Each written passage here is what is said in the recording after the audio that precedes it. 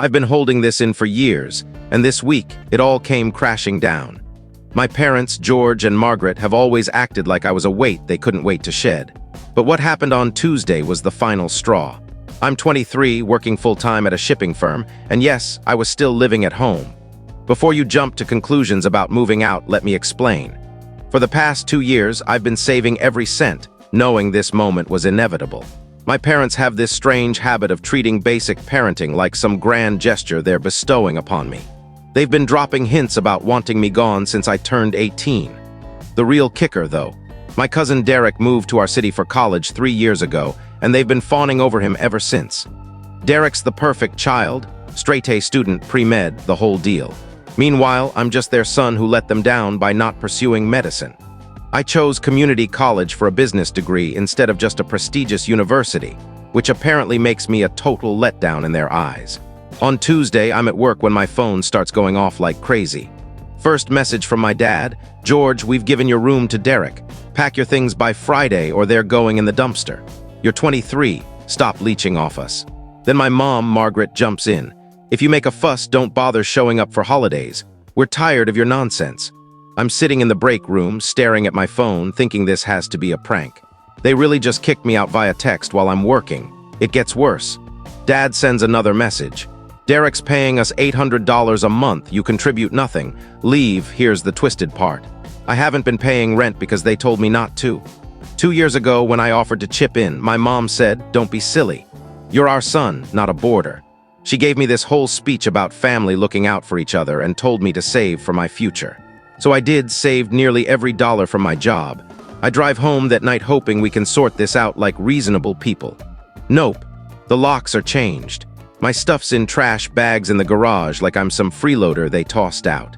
And the cherry on top, my mom posts on social media, finally free of ungrateful kids, with a string of laughing emojis. I'm standing there staring at those bags and something snaps. All the years of being treated like a failure, the constant jabs about how Derek's so much better, the times they made me feel like I was lucky to even be tolerated in their home. It all hit me. I was done. Dad sent one more text that night. "Don't come crying to us. You got 23 years of free rent." Like he was doing me a favor by not charging his kid rent for the first 18 years of my life. But here's what they don't know. I've been saving for 2 years, and I've got enough for a down payment on a house.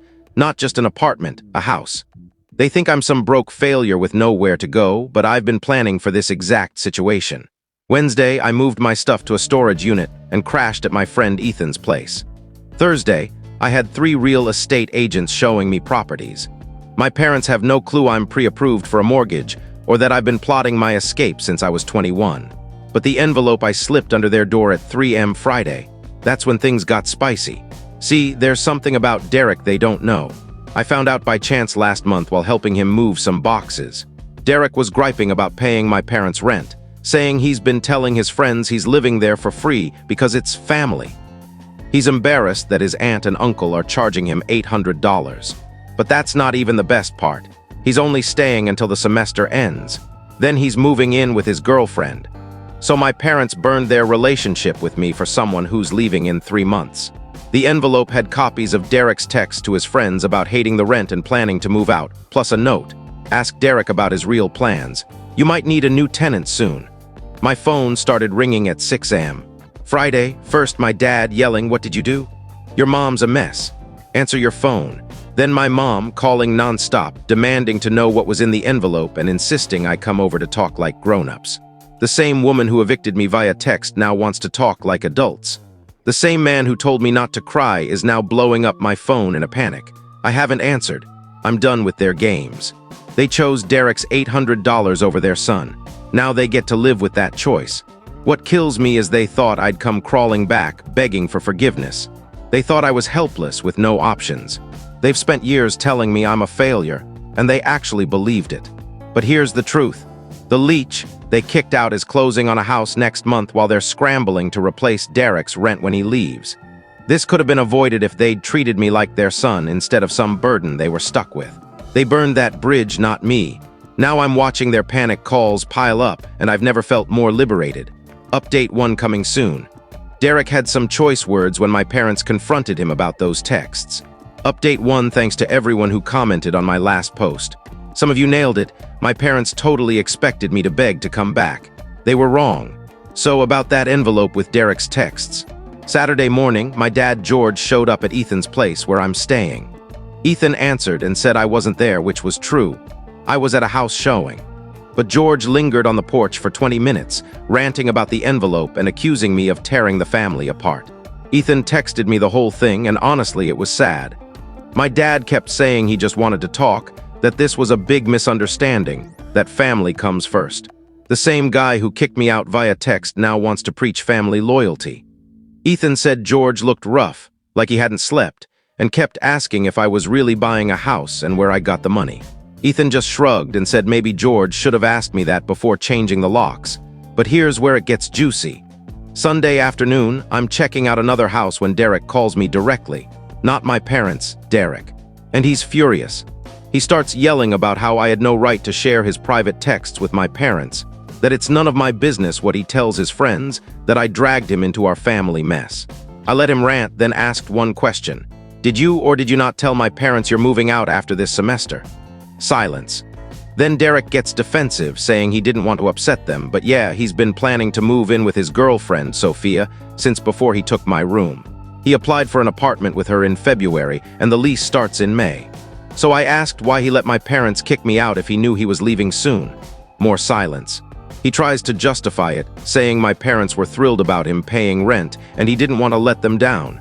He actually said that he didn't want to disappoint them. I lost it.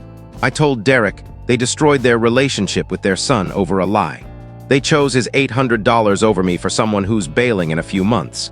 Derek got quiet, then tried to say it wasn't his responsibility, that this was between me and my parents. Wrong.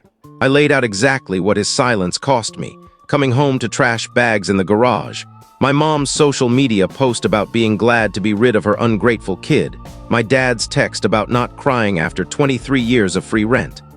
Derek backpedaled fast. He claimed he thought my parents had discussed it with me first, that he didn't know they'd kicked me out via text. Total lie, he helped them change the locks on Friday. Then he asked if he could fix this. I told him, yeah, there's one way. Tell my parents the truth about your move-out plans. Stop letting them think they've got steady rent coming in. Stop pretending this wasn't about money. Derek agreed, but I could tell he just wanted to end the call. He kept saying he'd handle it, that we'd figure something out. But I know Derek. He'll try to smooth this over without owning up. Monday morning, my mom, Margaret, called 17 times. I answered on the 18th. She immediately launched into a guilt trip. How could I do this to them? How could I turn Derek against them? How could I be so spiteful over a misunderstanding? I stopped her and asked what the misunderstanding was. She couldn't answer. She claimed they thought I'd be happier on my own, that they were doing me a favor by pushing me toward independence. I reminded her of her social media post about being thrilled to get rid of me. Then she switched tactics, talking about how much money they'd spent raising me, how I should be grateful, how other parents charge rent from the start. I let her finish, then asked why she told me not to pay rent 2 years ago when I offered. She claimed she never said that I must be misremembering.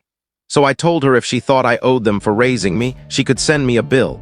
But it better include the tax breaks they got for claiming me, the insurance discounts for my grades, everything. That shut her up.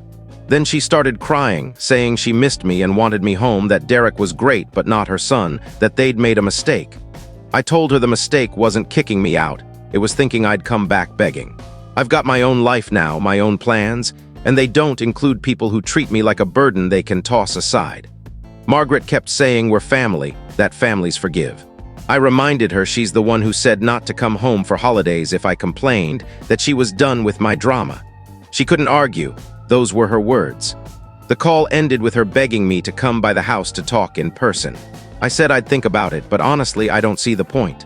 They showed me how they really feel, and no amount of tears changes that. The house I saw Sunday is perfect, 3 bedrooms, nice yard, move-in ready. I'm putting in an offer tomorrow. My parents wanted me out so badly they burned our relationship to the ground. Well, they got their wish. I'm gone for good. What they didn't expect was that I was ready for it. They didn't expect me to have options. And they definitely didn't expect Derek to have his own plans that don't include staying in my old room past May. Now they're stuck figuring out how to replace that $800 a month. And they'll do it without their son around to deal with the fallout of their choices. I keep thinking about my mom's post, finally free of ungrateful kids. Well, she's about to learn what that really means. No son to help with chores or home repairs. No extra income from Derek after he leaves. Just them and the consequences of treating their child like a tenant they could evict whenever they pleased. Some of you asked if they'll learn from this. Honestly, I doubt it. They'll probably blame me for Derek leaving too. But that's not my problem anymore. Update 2 coming soon. My parents showed up at my job today. HR was not pleased. Update to you guys, I thought my parents hit rock bottom with the text message eviction. I was wrong. They were just warming up. Tuesday morning, I'm at work when reception calls saying I have visitors. I'm thinking it's about the house closing or my real estate agent with paperwork. I get to the lobby, and there's George and Margaret, looking completely out of place in their casual clothes while everyone else is in business attire. My dad starts talking loud enough for the whole lobby to hear, going on about how I'm dodging their calls and we need to resolve this, that things have gone too far. People are staring. The receptionist looks awkward. I'm mortified that my parents are making a scene at my workplace. I tell them this isn't the place for family drama and they need to leave. Margaret starts tearing up, saying they just want their son back, that they miss me, that we can fix this. She's acting like I'm some runaway teen, not a 23-year-old they kicked out. Then my dad pulls out his phone and starts showing me bank statements. Apparently, Derek told them he's moving out in May, and they're freaking out about the money. George is waving these statements around, talking about their monthly expenses, saying they need that $800 rent to get by, that without it, they might have to sell the house or take out loans. I'm trying to wrap my head around this because they've always acted like money was no issue. New cars, vacations, buying whatever they wanted. Now they're claiming they're struggling and need Derek's rent to survive. George keeps pointing at his phone, talking about mortgage payments, utilities, and how everything's getting pricier. He's acting like Derek's rent was a critical part of their budget. But I'm thinking about how they bought a new living room set last month, and Margaret went to her fancy salon. Margaret's nodding along, saying they thought they could manage without the extra income but got careless with their spending. That's when it clicked. I asked my dad straight up if they kicked me out just for the money. If all the talk about me being a leech and needing to be independent was just a cover because they wanted Derek's rent. His face said it all. He couldn't answer, just mumbled that it was complicated, that they thought I'd understand eventually, that families support each other. So I asked why he never told me they needed money. Why didn't they ask me to pay rent if things were tight? Why did they tell me 2 years ago not to worry about contributing and to save for my future? George gets defensive, saying they didn't want to burden me with their financial issues, that they thought Derek helping out while I got on my feet would benefit everyone. But here's the thing, if they'd been honest about needing money, I would have helped. I've got savings. I could have paid rent or covered bills. Instead, they kicked me out via text, made me feel like garbage, and let me think they just didn't want me around. I said this in the lobby. If you needed money, why not ask me? Why make me feel worthless and evict me like some deadbeat when I would have helped? George tries to backtrack, saying they didn't want to stress me out, that they thought I was just starting my career and needed to focus on my life. But I reminded him he called me a leech in his text. That doesn't sound like someone protecting their son from financial burdens. Margaret starts nodding like crazy, saying it was just his temper, that he didn't mean it. She says they were stressed about money and made bad choices in a panic. But I pointed out that her social media post about being glad to be rid of ungrateful kids didn't sound like a stress reaction. It sounded like how they really felt. Margaret cries harder, saying they messed up, that they handled it wrong, that they just want to fix this. She's begging me to come home so we can work out a rent deal that suits everyone. Meanwhile, coworkers are walking by, staring, and I realize this is happening in my workplace lobby where my boss can see. I tell them we need to take this outside. That's when my dad makes his biggest mistake. He refuses to leave until I agree to come home and talk properly. He says he's not moving until I promise to fix this family crisis I caused. I tell him I didn't cause anything. They kicked me out, changed the locks, told me not to cry. All I did was refuse to beg like they expected.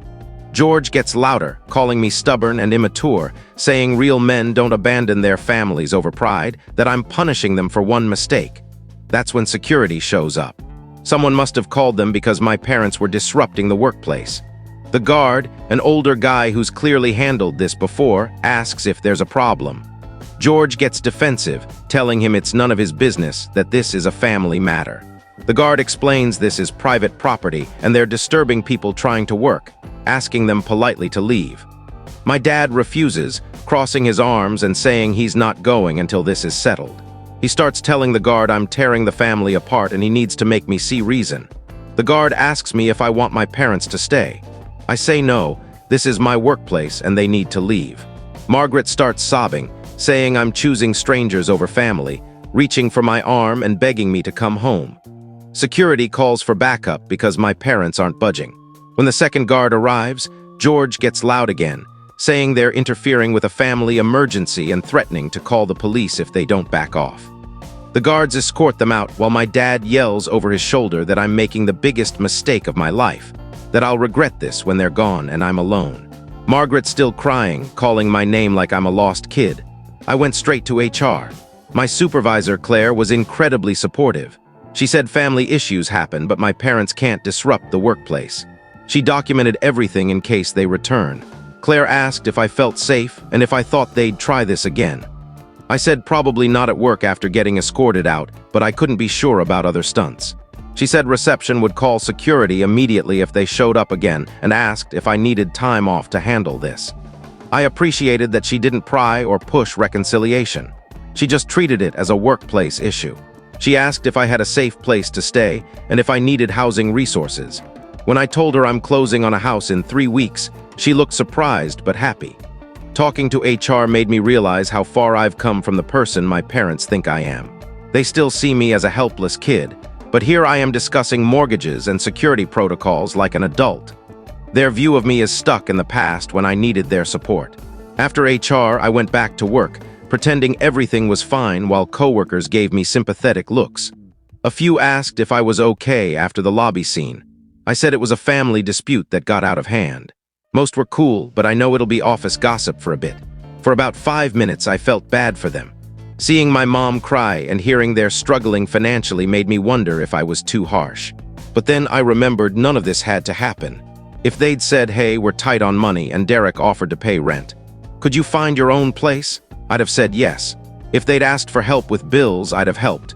If they'd been honest instead of making me feel like a burden, we could have worked it out. But they chose to kick me out via text, change the locks, put my stuff in trash bags, and post online about being glad I was gone. When I got home, Ethan had updates. Apparently, my parents drove by his place 3 times looking for my car. They also called his mom asking where I'm staying permanently. They're getting desperate, and it's pushing them to do crazier things. The house offer I put in got accepted, by the way. I'm closing in 3 weeks. 3 weeks, and I'll be a homeowner while my parents scramble to replace Derek's rent. They could have had both, me and the rent, if they'd been honest about their finances.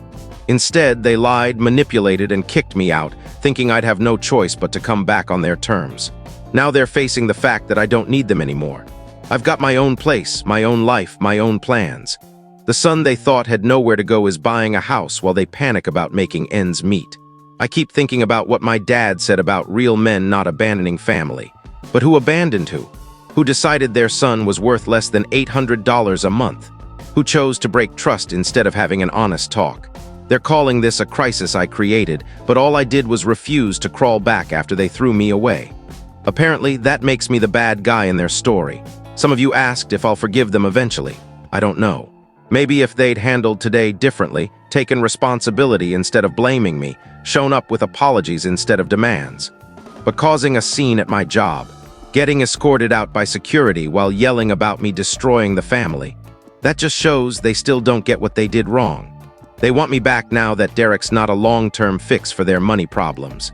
But they want it on their terms, like nothing happened, like they didn't show me how little I meant to them when they thought they had a better deal. Update 3 coming soon. Derek called with news that changes everything. Final update, this is it, the last update. To everyone who's followed this saga, you deserve to know how it ends. I closed on my house Thursday morning. 3 bedrooms, nice neighborhood, all mine. Walking out of the title office with the keys was one of the best moments of my life. After everything, my parents kicking me out, treating me like a burden they couldn't wait to unload. I'm a homeowner at 23 while they're scrambling to fix their finances. Ethan helped me move my stuff from storage over the weekend. It's strange having my own place after so long at home, but it's a good strange. I can cook what I want, watch what I want, live without justifying myself to anyone. The freedom's amazing, but of course, my parents couldn't let me move on quietly. Derek gave them my address.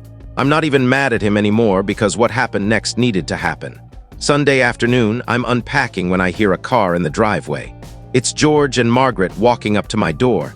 I almost didn't answer.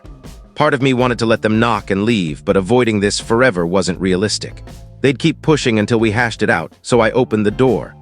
Margaret started crying the second she saw me, saying how sorry she was, how much she missed me, how nice the house looked. George scanned the yard and asked how I could afford it on my salary. Even in his apology visit, he couldn't help questioning my abilities. I let them inside. I didn't want the neighbors watching a family drama unfold on my porch. They sat on my couch, the one from their basement, looking around like they couldn't believe I'd pulled this off. George started, saying they'd made mistakes but wanted to fix things as a family, that they never meant to hurt me, that they'd learned from this. He kept saying miscommunication and misunderstanding, like it was all a simple mix-up. I stopped him. This wasn't a miscommunication.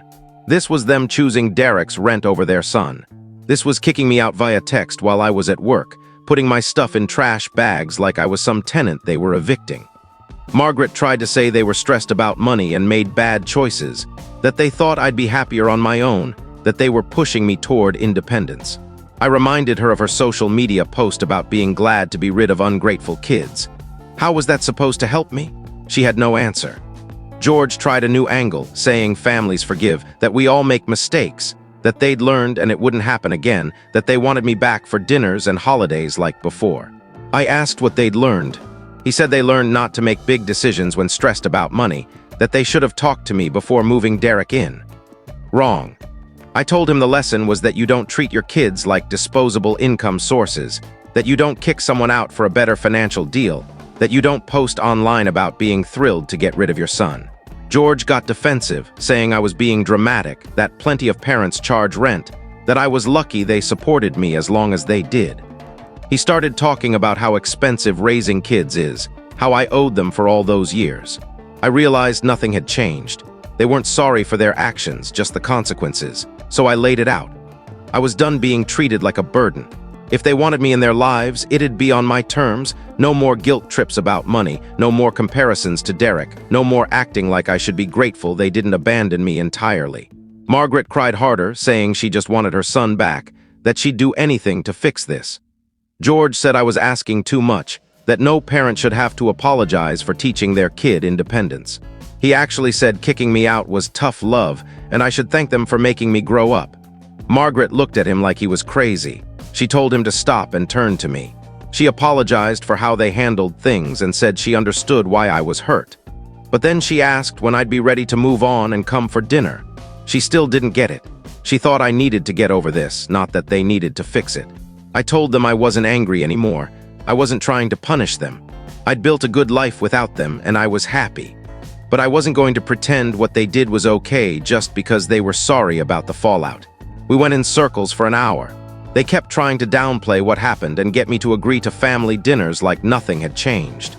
I kept saying the relationship they remembered never really existed. They'd always treated me like a burden, and I used to accept it. Eventually, George got frustrated, calling me stubborn and vindictive, saying real men don't hold grudges over money disputes, that I'd regret cutting them off when I needed them later. I told him I didn't need them anymore. I had my house, my job, my life. The son they thought had nowhere to go was doing fine without them.